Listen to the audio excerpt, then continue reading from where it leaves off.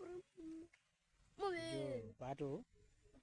अब यो भविष्यमा यहाँबाट बाटो पिच बाटो हुँदै सरर आउँछ। अब अहिले यहाँ बाटो खन्दैछ। यहाँ हिल पहाड छन्। अब अहिले हामी यो बारीमा आइरहेका छौँ। यो अहिले भेट देखिन्छ। यस्तो छ।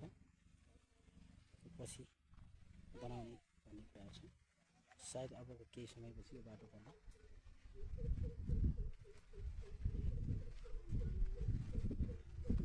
हावा बतास पानी सबै कुराहरूको बन्दोबस्त देखिन्छ।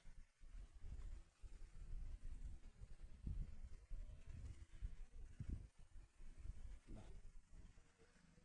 आजको दृश्य तपाईँहरूलाई म देखाएँ।